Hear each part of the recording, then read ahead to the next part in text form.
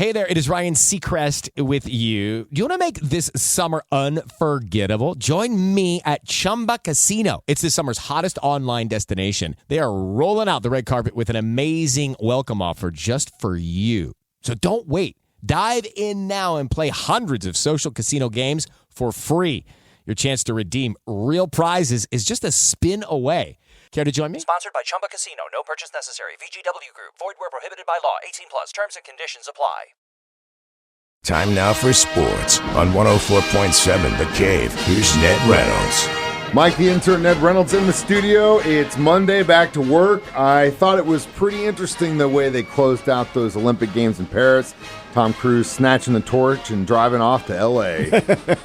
But all said and done, we tied with China for 40 gold. It's the total medals. We just destroyed it. But, you know, your thoughts on the last 2 weeks of Olympic championships? In regards to China, I'm going to address that in a minute. It's the first time in Olympic history that's ever happened. Really? Mm-hmm. First time that two nations have tied for the same gold. But in regards to the level, I thought it was compelling. I thought NBC did a terrific job of covering the matches. I'm going to tell you now, I didn't see all of it, of course, and I watched the events that I wanted to, which was the basketball and the track and field, and some of Simone Biles. Wanted to watch a little bit of that too. But what really impressed me was the 27-year-old kid who did the play-by-play on the basketball. Name is Noah Eagle. Now, there's nepotism involved here, if you can say that in broadcasting. His dad is a really fine broadcaster, Ian Eagle, and he does a lot of the NFL telecast. Well, they got his son in there. He auditioned and won at 27 years old. This guy is really, really good. He hit all the play-by-play. Number one, he didn't sound 27. And number two, he was right on with all of the formations, not just the USA, but with all the teams, men and the women. He had Dwayne Wade for the men telecast, and Dwayne did all right. I didn't think the female individual was all that strong in doing her color commentary. It was good, but it wasn't quite as powerful as Dwayne Wade's was. But both telecasts, all the telecasts, were really outstanding. Everybody, I thought, did a terrific job. Mike Tirico is a really good host on all these. I was impressed by what I saw. Yeah, I thought NBC did a great job too, and also I thought Team USA did a great job, both men and women's basketball getting gold. So they had a part of that too, Ned. But you know, we all talked about it for weeks and weeks and weeks. To be specific, how were the ratings? Well, the final ratings for the Olympics won't be released probably for another couple of days until they analyze them and all that. But the one that really did, I can't say I'm surprised, and yet I am a little surprised, was the men's gold medal basketball game, USA versus France. It was late on Saturday afternoon that they played. Everybody wanted to see it. The average 19.5 million folks who watched that thing. And that, for a single individual event, was a second record setter. First one was in the previous Olympics with 25 million watching. Now that's an average. It fluctuated from 18 million to 22 million during the match. But the fact that it was basketball, I thought was really good because it's gymnastics that has continued to be the ratings leader in there. But nonetheless, the final ratings for the Olympics, I'm sure, are going to be outstanding. Nothing short of outstanding because this was well covered and I thought very well done. Like I started out our conversation with the fact that now in 4 years the Olympics will be held on U.S. soil. And what are they going to do about the homeless situation in Los Angeles in 2028? I have no idea. Just to be a minor correction, the next Olympics is 2026. Well, I mean summer, yes. Summer's in 28 in Los Angeles. 26 is in Italy, but it's in two cities. Cortina d'Ampezzo, which is where they'll have the skiing, and Milan, which is where they'll have probably the figure skating and hockey and things like that. But the fact is, yeah, they go back again. The Winter Olympics is every other year is how they have this staggered. But in 2028, Los Angeles is going to have to come up with a pretty doggone good show to beat what Paris put on. I was impressed. I was too, and I have a feeling that most of the guys who work for Dave Tobe on the special team squad are still probably running laps after Saturday's performance in Jacksonville. Your thoughts on that game, sir? Can't blame them. I absolutely can't blame them. It is so different from what it has been on the kickoffs. Poor McCole Hardman. He should have known better than this because you can't reach into the field of play even if your feet are in the end zone. They got a safety out of that.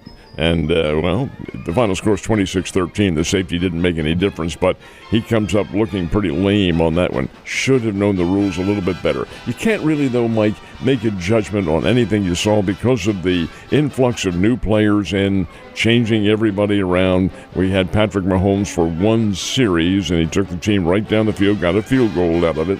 And then everybody else, I thought Carson Wentz is pretty good. He's a pretty good little backup now.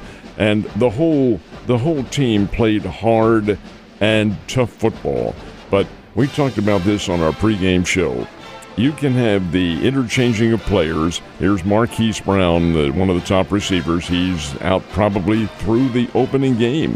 Has a dislocated collarbone, and that has to hurt and put him out. Over and above all that, though, escaped fairly injury-free. But with the numbers of players and numbers of receivers and running backs, offensive players, offensive linemen, defensive linemen, yeah, you can come up with new players off the injured list or off the reserve list or the cut list or whatever, the waiver list. There's one player the Chiefs cannot afford not to have in there, and that is Mr. Mahomes. That's why they need to protect him as well as they can, and he needs to protect himself and guard against any of those runs that he takes where he can get waylaid pretty good. He is a big guy, but he is the catalyst to any kind of championship levels they're going to have, in my opinion.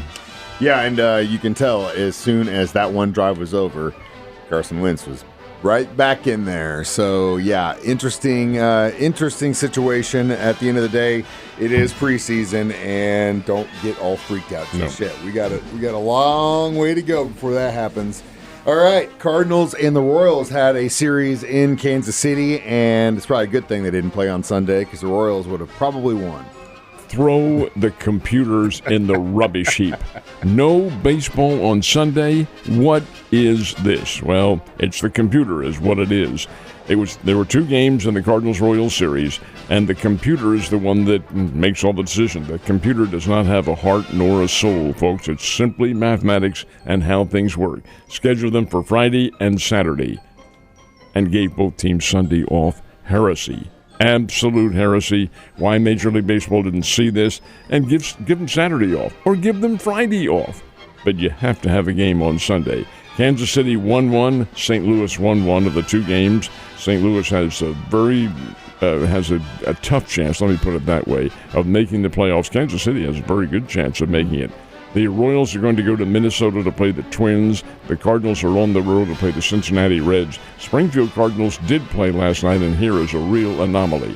The San Antonio Missions win the game 5-4. 5 runs on 5 hits. Springfield out-hit them 12-5 and lose the game. Yeah, that's not good at all. Royals have a really good series this week with the Twins, who they are tied with in their division, so that's a very important one for them. But maybe the computers for baseball looked at NASCAR and said, hey, there's a race going on in Richmond that day. Maybe we shouldn't have any games so we can watch the race. Well, this is the first race since the Olympics concluded. NASCAR took a couple of weeks off, as did the PGA Tour, took a couple of weeks off. And NASCAR resumed last night with the Cookout 400, and it ended in controversy with Austin Dillon getting the win, but he wrecked a couple of cars on the way there, and some of the other drivers are not very happy with Austin Dillon. Anyway, that was a controversial ending, and the golf tournament, the Wyndham Classic, will conclude today, not with a full round, but with the completion of yesterday's round. Back to naps on Sunday, Ned. Have a great Monday, and I will see you on Tuesday. Hello, it is Ryan, and I was on a flight the other day playing one of my favorite social spin slot games on ChumbaCasino.com. I looked over at the person sitting next to me, and you know what they were doing? They were also playing Chumba Casino. Everybody's loving having fun with it. Chumba Casino is home to hundreds of casino-style games that you can play for free anytime, anywhere. So sign up now at ChumbaCasino.com to claim your free welcome bonus. That's ChumbaCasino.com and live the Chumba life. Sponsored by Chumba Casino. No purchase necessary. VGW Group. Void where prohibited by law. 18+. Terms and conditions apply.